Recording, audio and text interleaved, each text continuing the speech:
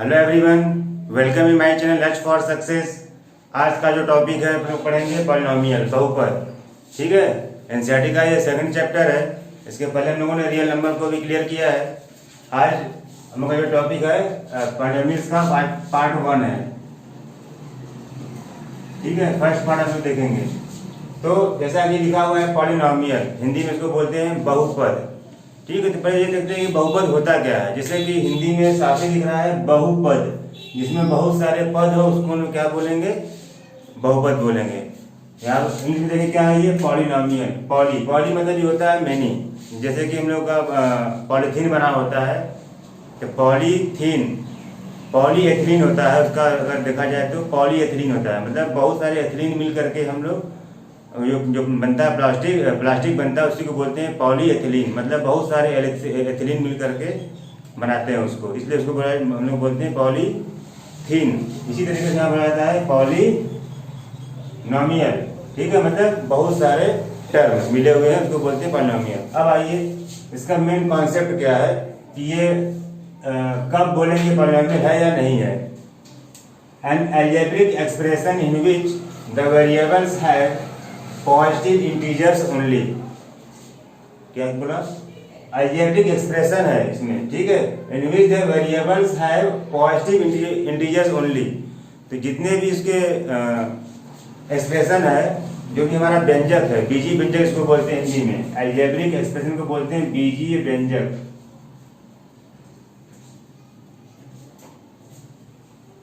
ठीक है, तो जो हमारा बीजीय व्यंजक है, अगर उसमें जो भी वेरिएबल है, अगर उसका पॉजिटिव इंटीजर, मतलब वेरिएबल के पास पॉजिटिव इंटीजर हो। इंटीजर मतलब क्या, ऑन पावर। ठीक है, वेरिएबल है पॉजिटिव इंटीजर्स ओनली। जो वेरिएबल है, वेरिएबल की जो पावर है, पावर पे जो हमको पॉजिटिव इंटीजर होना चाहिए। मतलब 1 2 3 4। आपको पता है कि इंटीजर क्या होता है। अच्छा, अब आते हैं अलजेब्रिक एक्सप्रेशन पे। अलजेब्रिक एक्सप्रेशन क्या होता है, तो यहाँ टर्म आ गया अलजेब्रिक एक्सप्रेशन। ये किसे कहते हैं, a combination of letters and numbers with mathematical operators is called algebraic expression. Means अगर कोई भी अलजेब्रिक मतलब समझ में आया कि ये क्या है, कोई लेटर होगा और उसमें भी नंबर भी हो सकता है। फॉर एग्जाम्पल 3x² + 5 है। ये क्या है, व्यंजक है।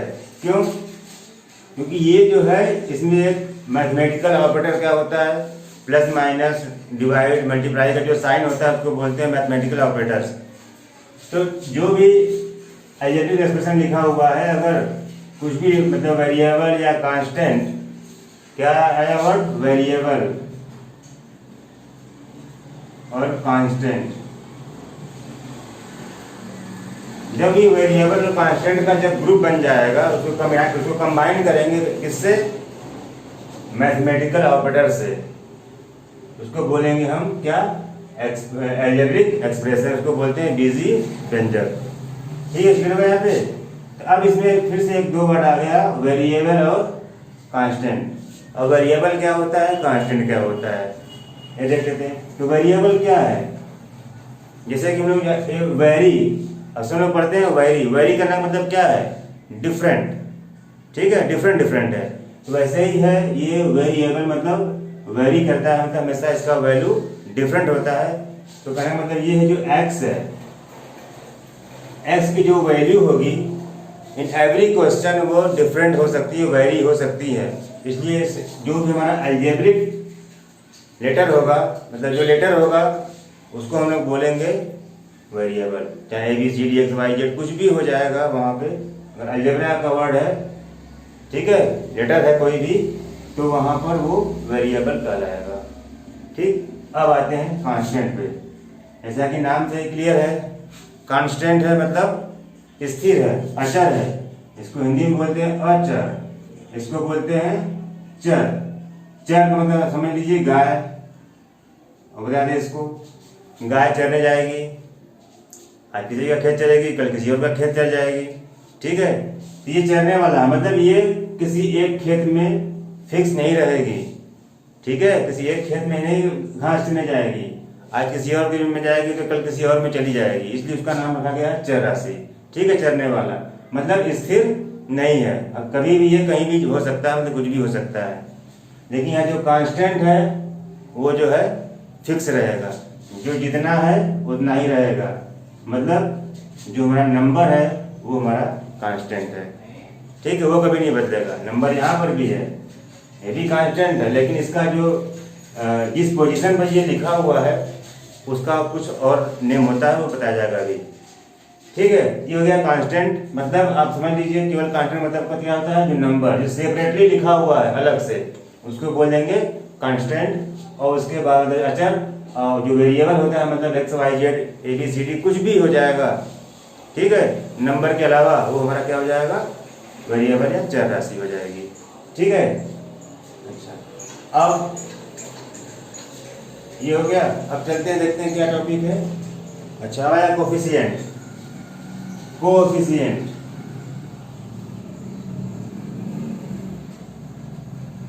कोफिशिएंट क्या होता है, हिंदी में कहते हैं गुणांक। इसको ऐसे लिखा हुआ है गुण अंक, गुणांक। अगर इसको ब्रेक करेंगे तो आएगा गुण मतलब गुणा धन अंक। ठीक है, यहाँ का मतलब चलता है को मतलब साथ में। ठीक है, को मतलब क्या होता है, हम लोग पढ़ते हैं ना, को एजुकेशन है तो साथ में पढ़ते हैं, वैसे यहाँ पर कोएफिशिएंट है। ठीक है, साथ में होने वाला। अब गुणांक किसे कहते हैं ये देख लेते हैं, कोएफिशिएंट किसे कहते हैं। जिस कोई भी अगर वेरिएबल है, वेरिएबल के साथ कोई भी नंबर या कोई भी लेटर अगर चिपका हुआ है तो हम उसको उसका गुणांक बोल सकते हैं। ठीक है, जैसे फॉर एग्जांपल अगर लिया जाए तो यहाँ पर एक्स स्क्वायर का कोफिशिएंट क्या है, what is the coefficient of x square, then answer will be 3। ठीक है, क्लियर हुआ। मतलब जो भी वेरिएबल है, वेरिएबल के बगल में जो साइलेंट है मतलब तो है दिखाई दे रहा है तो नहीं है तो वहाँ 1 हो जाएगा। बताते हैं अभी इसको। यहाँ पे क्या इसका है 3 है। ठीक है, आगे बढ़ते हैं। अब कोफिशिएंट भी दो टाइप हो सकते हैं। कैसे, एक होता है केवल न्यूमेरिकल नंबर मतलब केवल डिजिट हो जाएगा, और दूसरा एक होता है स्पेसिफिक। अब स्पेसिफिक में क्या होगा और नंबर में क्या होगा। अगर मैं यहाँ देखूं, जैसे फॉर एग्जाम्पल ले ली, और यहाँ केवल अगर पूछा जाए कि एक्स स्क्वायर का कोफिशिएंट क्या है, एक्स स्क्वायर का कोफिशिएंट हमने क्या बोला 3 है। 3 है तो ये ठीक है, यहाँ नंबर है केवल है। अगर मैं ये बोलूं 3x स्क्वायर वाई जेड है, तो अब यहाँ पर कोफिशिएंट तो बहुत सारे मिल जाएंगे आपको। आप बोलेंगे, मैं बोलूंगा व्हाट इज द कोफिशिएंट, आप बोलोगे 3। ठीक है, 3 बोल दिए, लेकिन वो अभी करेक्ट नहीं है, पूरा करेक्ट नहीं है। क्यों कि अगर मैं उसको मैं स्पेसिफाई कर दूं, अगर ये बोलेगा what is the numerical coefficient of this, तो आप बोलेंगे 3। बट अगर वो बोल देगा कोफिशिएंट ऑफ एक्स स्क्वायर, अब वहां पर उसने क्या किया, स्पेसिफाई कर दिया, स्पेशल पूछ रहा है कि एक्स स्क्वायर का कोफिशिएंट क्या होगा, एक्स स्क्वायर का गुणांक क्या होगा। तो इस एक्स स्क्वायर को छोड़ करके बाकी जितने भी इससे चिपके हुए हैं मतलब विद मल्टीप्लाई आप सबको राइट करोगे, वही उसका कोफिशिएंट हो जाएगा। मतलब मीन्स अगर यहाँ देखा जाए तो 3yz इसका कोफिशिएंट हो जाएगा। और अगर देखा जाए तो नंबर न्यूमेरिकल वैल्यू कितना है, मतलब न्यूमेरिकल कोफिशिएंट कितना है, तो आपका हो जाएगा 3 हो जाएगा। ठीक है, तो कोफिशिएंट जो हमने देखा, क्या देखा, यहाँ पर 3 हो गया, यहाँ पर 3yz हो गया। ओके, अब पूछ देगा कि एक्स स्क्वायर का what is the algebraic coefficient, what is the algebraic coefficient of x square, आप लिखेंगे yz। What is the coefficient of Z, what is the coefficient of Z, तो क्या करेंगे आप, तो जेड का कोफिशिएंट क्या है, पूरा है 3x स्क्वायर y है। क्लियर हुआ। जिसको पूछेगा, जिसका पूछ रहा है कोफिशिएंट, उसको वहीं पर छोड़ दीजिए। उसके बाद जो उससे चिपका हुआ है मतलब जो मल्टीप्लाई साइन से अटैच्ड है जैसे लगता है कि वो हाँ मल्टीप्लाई है से अटैच्ड है तो उसको पूरा उठा लीजिए, वही उसका कोफिशिएंट हो जाएगा। 4x² y z² a b c हो गया। अब ये क्या हो गया, टर्म हो गया, पढ़ेंगे इसको, ये टर्म हो गया x²। अब मैं बोल दूं कि इसका न्यूमेरिकल क्या है, न्यूमेरिकल कोफिशिएंट क्या है, यहाँ 4 हो जाएगा। बट अगर ये बोला जाए what is the coefficient of a, तो ए को छोड़ करके बाकी जो बचता है सभी उसका कोफिशिएंट हो जाएगा, दैट इज स्पेसिफिक।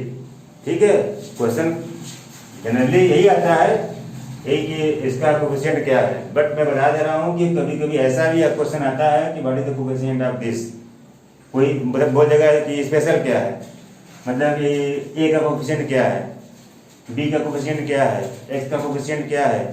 अब आया है question what is the coefficient of x, दिया हुआ है x², बट वो आस्क क्या कर रहा है x का, तो इसमें से 1x निकाल दीजिएगा, बाकी जो बचेगा उसको लिख देना। जैसे कि यहाँ पे x² नहीं रह जाएगा, इसके अलावा जितने भी हैं x 4 है, एक इसका x बच जाएगा, y z² a b c, ये इसका कोफिशिएंट हो जाएगा।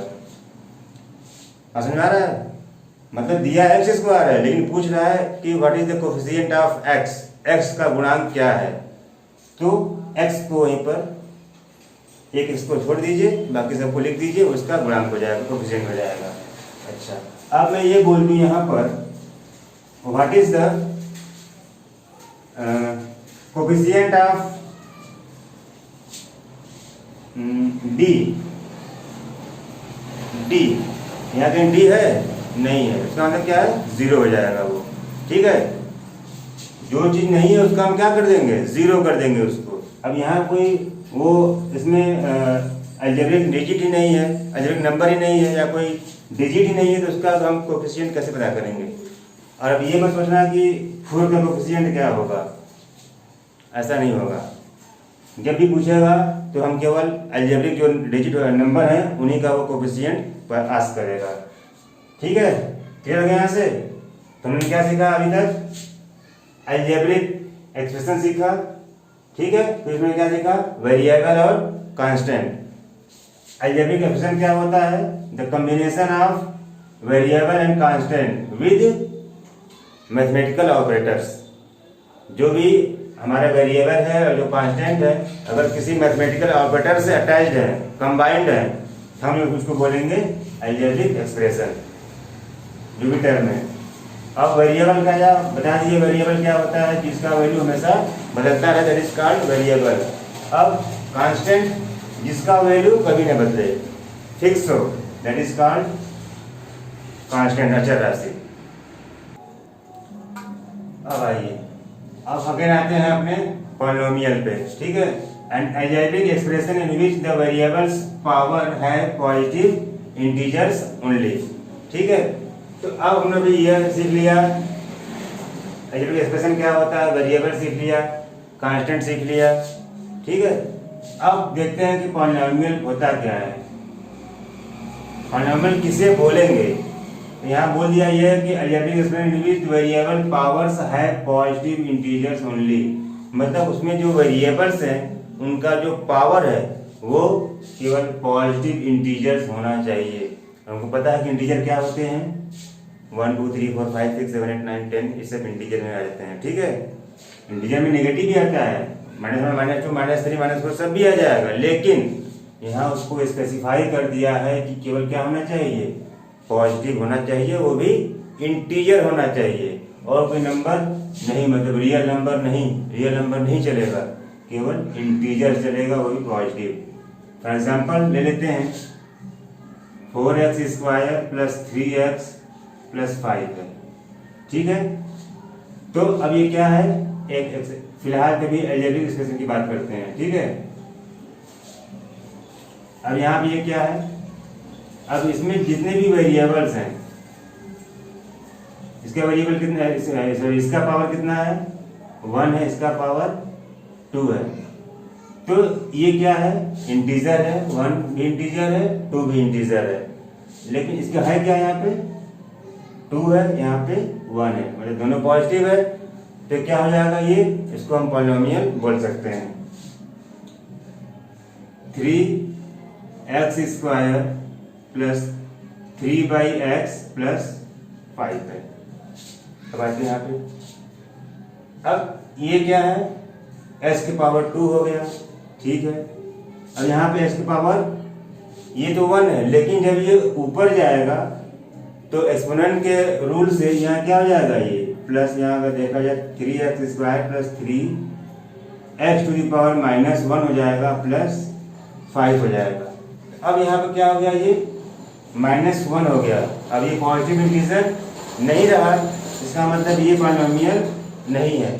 अगर जितने भी टर्म दिए हुए हैं, अगर सब में अगर ये पॉजिटिव नहीं है, सभी का, किसी एक की बात नहीं कर रहा हूँ, सभी का मैं बात कर रहा हूँ, सभी में अगर ये ऐसा अगर पॉजिटिव नहीं है तो हम उसको पॉलिनोमियल नहीं बोलेंगे। इसका मतलब ये पॉलिनोमियल नहीं होगा। क्लियर हुआ? तो जितने भी हमारे वेरिएबल्स हैं, अगर सबके पावर अगर माइनस नहीं है, सॉरी अगर पॉजिटिव नहीं है, तो वो गलत है, मतलब वो पॉलिनोमियल नहीं होगा।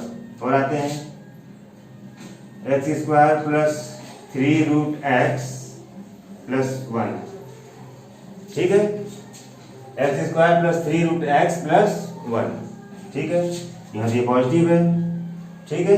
अब ये भी x² हो गया, पॉजिटिव हो गया, प्लस 3, इसको हम x टू दी पावर 1/2 भी लिखते हैं, क्योंकि रूट की जो वैल्यू होती है, अंडर रूट की वैल्यू की हम लोग क्या बोलते हैं, उसको 1/2 होता है।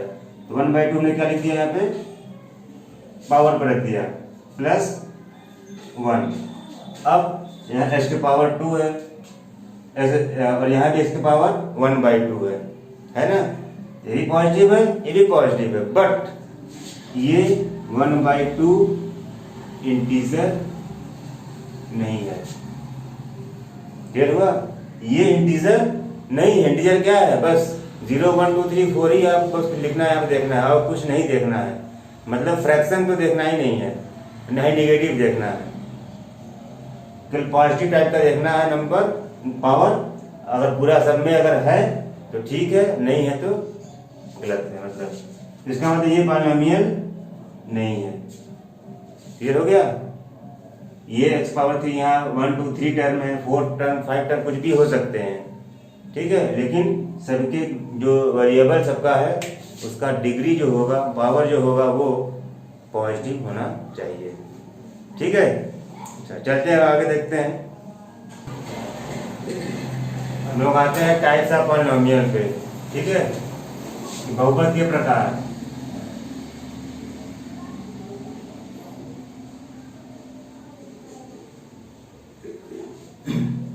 तो बहुपद के प्रकार दो प्रकार के हैं। Types of polynomial two types के हैं। पहला अकॉर्डिंग टू टर्म। टर्म मतलब होता है पद, पदों के आधार पर। अकॉर्डिंग टू डिग्री, डिग्री मतलब यहाँ हो गया घात के आधार पर। ठीक है, तो पद टर्म के अकॉर्डिंग जो हमारे पॉलिनोमियल्स हैं वो 3 टाइप्स के होते हैं। कौन कौन से? मोनोमियल, बाइनोमियल और ट्राइनोमियल। ठीक है, अब मोनोमियल में क्या होता है, इसको बोलते हैं हिंदी में एक पदी, बाइनोमियल को बोलते हैं द्विपदी, ट्राइनोमियल को बोलते हैं त्रिपदी।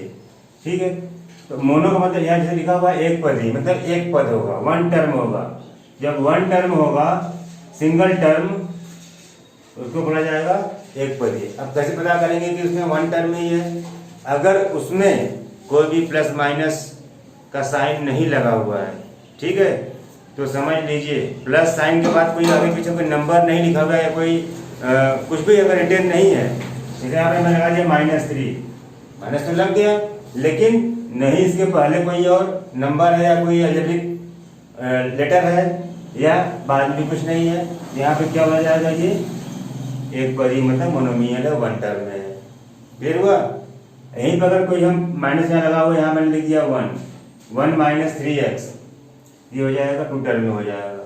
ठीक है, मतलब अगर प्लस साइन या माइनस साइन लगने के बाद अगर कुछ लिखा हुआ है, रिटन है, तब तो ये मोनोमियल नहीं होगा। क्लियर हो गया वहां से? ठीक है, अगर कुछ नहीं लिखा हुआ है, केवल अगर मतलब कोई वन टर्म ही है, भाई माइनस लगा हुआ है लेकिन इसके पहले कोई साइन कोई और नंबर नहीं है, वहां भी ये क्या होगा, मोनोमियल हो जाएगा।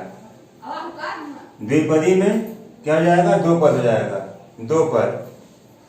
जब इसमें देखिए दो पद है, ये भी पद है और ये भी पद है, तो फर्स्ट टर्म ये हो जाएगा, सेकंड टर्म ये हो गया। जहाँ टू टर्म हो जाएंगे वहां पर क्या बोलेंगे, बाइनोमियल हो जाएगा। वैसे ही ट्राइनोमियल के लिए थ्री टर्म हो जाएंगे। For example 4x² plus 2x plus 5 है, और यहाँ पर क्या है, ये ट्राइनोमियल है। अगर मैं बोलूँ एग्जाम्पल ले लिया हो, 4x² प्लस 3x² या 4x² plus 3x plus 5x² है, ठीक है, तो ये किस में आएगा, मोनोमियल में आएगा, बाइनोमियल में आएगा, ट्राइनोमियल में आएगा।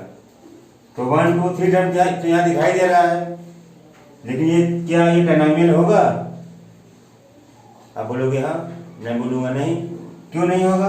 क्योंकि यहाँ हम देख रहे हैं कि यहाँ भी x² है, यहाँ भी x² है, तो कोई भी वेरिएबल अगर दो बार आया होगा, 2 टाइम्स है या मोर देन 1 टाइम है, तो पहले हम उसको सब्ट्रैक्ट करेंगे या प्लस करेंगे, जो भी साइन के अकॉर्डिंग हम उसको कंबाइन करेंगे, उसके वेरिएबल्स को, इसके कोफिशिएंट्स को, गुणांकों को जोड़ेंगे, घटाएंगे, जो भी काम करना है हमको करना है वहाँ पर हम करेंगे, ठीक है। देखा हमने क्या है, 5 यहाँ पर 4 है, 5 हो जाएगा 9x² प्लस 3x हो गया। इसका मतलब क्या है, ये बाइनोमियल है, द्विपदी है, त्रिपदी नहीं है, ठीक है। यहाँ आपको बेवकूफ बना रहा था, क्लियर। अच्छा, अब आते हैं अकॉर्डिंग टू डिग्री। डिग्री क्या होता है, यहाँ लिखा हुआ है घात, हमको पावर चेक करना है। तो अगर उसमें जितने भी, अब यहाँ पर मतलब नहीं है कि इसमें टर्म कितने हैं, टर्म 1 हो या 10 हो, कोई मतलब नहीं बनता यहाँ पे। डिग्री में 10 टर्म भी है, अगर जो भी टर्म है हमारा, हम चेक करेंगे कि उसका पावर कितना है, उस टर्म का में जितने भी वेरिएबल होंगे, किसी एक पर्टिकुलर टर्म में जितने भी वेरिएबल्स हैं सबके पावर्स को हम यहाँ पर ऐड कर लेंगे। ऐड करने के बाद ही पता करेंगे कि ये डिग्री इसकी क्या है, मतलब इसका घात कितना है उस पूरे पॉलिनोमियल का। फॉर एग्जांपल मैं यहाँ पर सिंपल लिया हूँ 3x प्लस 2, यहाँ पर इसका डिग्री कितना है, 1 है, और इसका डिग्री तो कुछ है ही नहीं है, इसका पावर 0 हो जाएगा यहाँ पे।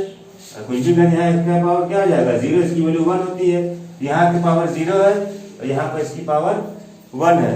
तो 2 टर्म तो हो गए, 2 टर्म है, लेकिन 2 टर्म में जो हाईएस्ट डिग्री है, हाईएस्ट घात वो क्या है, 1 है। ये जो हमारा पॉलिनोमियल है, इसकी डिग्री कितनी हो जाएगी, 1 हो जाएगी। जब 1 होगी तो उसको बोलते हैं लीनियर पॉलिनोमियल, मतलब रैखिक बहुपद बोलते हैं। समझ में आया?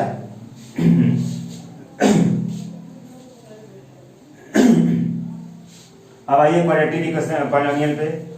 क्वाड्रेटिक का मतलब यहाँ लिखा हुआ हिंदी में द्विघाती बहुपद बोलते हैं। इसको बोलते हैं 4x² प्लस 3x प्लस 6 है। यहाँ भी टर्म कितने हैं, 3 टर्म है, हमको टर्म से मतलब ही नहीं है। यहाँ पर मैंने देखा यहाँ पर x² है, इसका पावर 2 है, इसके पावर 1 है, तो जितने भी यहाँ पर टर्म है 1 2 3 टर्म है, और 3 टर्म में जो मैक्सिमम जो डिग्री है कितना है, 2 है। तो इस टोटल पॉलिनोमियल की, इस बहुपद की जो घात होगी, डिग्री होगी, वो कितनी हो जाएगी, 2 हो जाएगी। और जिस पॉलिनोमियल की डिग्री 2 हो जाएगी हम उसको बोलेंगे क्वाड्रेटिक पॉलिनोमियल, मतलब द्विघाती बहुपद बोलेंगे, ठीक है। अब आते हैं क्यूबिक पॉलिनोमियल पे। x³ plus 3x plus 2x plus 1 है। यहाँ भी महिलक जो है हमारा जो पॉलिनोमियल है वो 3 टर्म में है, और 3 टर्म में भी जो सबसे बड़ा जो पावर है वो क्या दिखाई दे रहा है हमको, x टू द पावर 3 दिखाई दे रहा है। इसका मतलब इसका जो पावर कितना है, 3 है, डिग्री 3 है, मैक्सिमम यही है। ये क्या हो जाएगा, इसको बोलेंगे क्यूबिक पॉलिनोमियल, मतलब त्रिघाती बहुपद इसको बोलेंगे। अब आते हैं बाई क्वाड्रेटिक, मतलब चतुर्घाती में जिसपे जो है 4 घात हो। x टू द पावर यहाँ पर 4 है प्लस 2 है, तो डिग्री कितनी हो गई, यहाँ पे मैक्सिमम पावर कितना हो गया, 4 हो गया, इसलिए इसको क्या बोलेंगे हम, चतुर्घाती बोलेंगे। अच्छा ठीक है, इस पर कुछ हम 1-2 क्वेश्चंस कर लेते हैं, उसके बाद इसको रेस करते हैं यहाँ से।